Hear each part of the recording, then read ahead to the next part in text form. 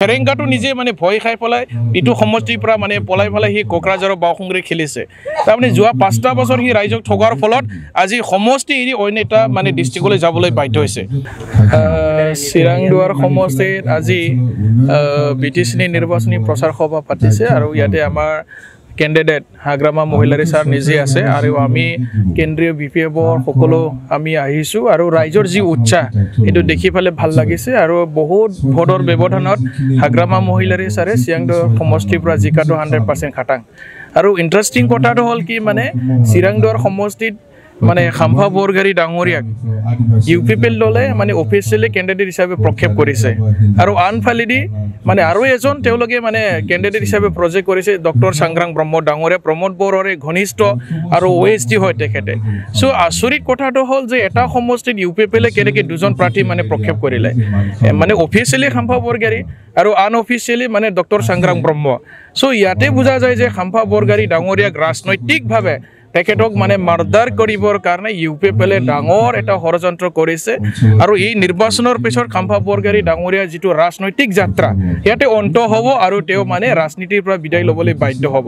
So তেখেতসকলৰ এটা ইচ্ছা আছিলে খাম্ফা বৰগাৰী ডাঙৰীয়াৰ কেৰিয়াৰ যিটো ৰাজনৈতিক কেৰিয়াৰ আৰু লগতে চন্দ্ৰন ব্ৰহ্ম ডাঙৰীয়া বিপিএফ দলৰ জ্যেষ্ঠ নেতা আছিলে এটা সময়ত তেওঁলোকৰ ৰাজনৈতিক কেৰিয়াৰটো মানে ধ্বংস কৰিবৰ কাৰণে তেওঁলোকৰ ৰাজনৈতিক কেৰিয়াৰটো অন্ত পেলাবৰ কাৰণে ইউপিপিএলে ডাঙৰ এটা মানে ষড়যন্ত্ৰ কৰিছে আৰু তেখেতসকলক হাৰাবৰ কাৰণে ইউপিপিএলৰ একাংশ নেতা কৰ্মী তেখেতসকলৰ বিভিন্ন স্তৰৰ কৰ্মীসকলে মানে জোৰদাৰ কাম কৰি আছে আৰু ইয়াৰ পৰা বুজা যায় যে তেখেতসকলক আসলতে ইউপিপিএলে ভাল নাপায় তেখেতসকলৰ ৰাজনীতি যিটো মানে ভৱিষ্যতটো ইয়াতে মানে অন্ত পেলাবৰ কাৰণে ইউপিপিএলে তেনেধৰণৰ কামবিলাক কৰি থকা আমি দেখিছোঁ আৰু চিৰাংদুৱাৰ সমষ্টিত খাম্ফা বৰগাৰী ডাঙৰীয়া যোৱাবাৰ হাৰিছিলে এমপিত হাৰিলে বাৰ হাৰি থকা মানুহক ৰাইজে একচেপ্ট নকৰে ৰাইজে গ্ৰহণ নকৰে সো ইয়াৰ কাৰণে তেখেতে এতিয়া মানে যদিও মানে কেণ্ডিডেট পাইছে কোনো মুখত হাঁহি নাই মানে উৎসাহ নাই ৰাইজৰ উৎসাহ নাই আৰু তেখেতক মানে ৰাইজে জানে যে তেখেতে কাম কৰা ব্যক্তি নহয়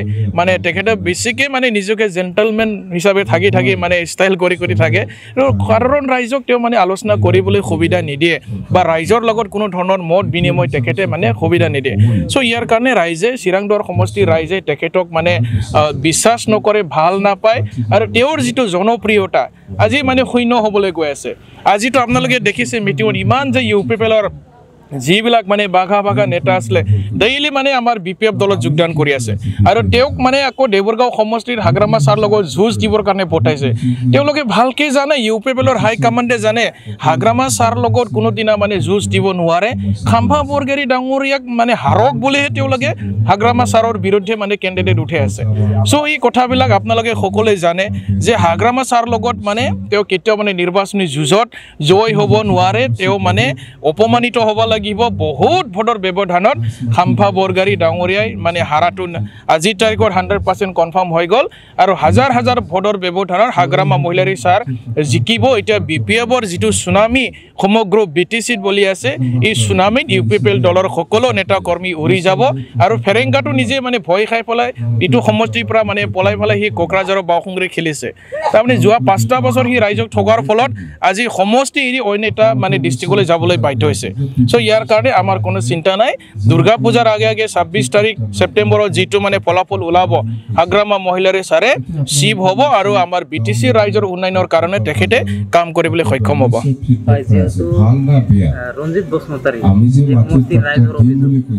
বিভিন্ন কেলেংকাৰীৰ লগত জড়িত লাষ্টত এই সমষ্টিৰ পৰা পলায়ন পত্ৰ দিছে বুলি ৰাইজে বহুত অভিযোগ আছে অভিযোগটো কৈ শেষ কৰিব নোৱাৰে তেওঁলোকে নিজকে ডন বুলি ভাবিছিল তো এটা সময়ত আজিতো ৰাইজে মানে তেওঁলোকক মানে চিনাক্তকৰণ কৰিলে যে আচলতে তেওঁলোকে ৰাইজৰ লগত থাকি কাম কৰা মানুহ নহয় তেওঁলোকে নিজকে মানে ডন বুলি ভাবে আৰু ইয়াৰ কাৰণে ডনে নিজে এতিয়া মানে পলাবলগীয়া বাধ্য হৈছে কাৰণ ইয়াত যদি ৰঞ্জিত বসুমতাৰী বা ফেৰেংগা খেলিলেহেঁতেন তেওঁ হয়তো 1000 ভোট নাপালেহেঁতেন নিজৰ কৰ্মীয়ে নিদিলেহেঁতেন ৰাইজৰটো দূৰৰে কথা কাৰণ এই অঞ্চলত থাকি তেওঁ একো উন্নয়ন কাম কৰিব নোৱাৰিলে নিজৰ জীয়ৰীক চাকৰি দিয়া মানুহ ৰাইজক চাকৰি দিব লাগে আমাৰ মেধাৱী ছাত্ৰ ছাত্ৰীক চাকৰি দিব লাগে কিন্তু হেতু নকৰি তেওঁ মানে নিজৰ জীয়ৰীক চাকৰি দিছে ফেৰেংগাই কিন্তু আমাৰ অভিযোগ নহয়, এইটো ইউ পিপল নিজ দলৰে অভিযোগ। চ' এনেকুৱা ব্যক্তি কোনে ভাল পাব? আৰু যে ৰাইজৰ যিবিলাক মানে মাটি আছে ক্লাব ঘৰৰ নামত, কিছুমান মন্দিৰৰ নামত, কিছুমান ৰাজহুৱা স্থান, এইবিলাকতো তেওঁলোক মানে ডেইলি মানে নিজৰ মানে নামত মানে নামজাৰি কৰি আছে, এইবিলাকো অভিযোগ আছে। চ' ৰাইজক মাটি পাট্টা দিয়াৰ পৰিৱৰ্তে ফেৰেংগা ডাঙৰে সদায় মানে ৰাইজক ধমকি দি আছে। চ' এই কথাবিলাক ৰাইজে মানে বুজি পাইছে, তেওঁলোকে কামৰ মানুহ নহয়, মানে দাদাগিৰি কৰি চলা মানুহ, ইয়াৰ কাৰণে ৰাইজে ভাল নাপায়। সমষ্টি এৰি যোৱাটো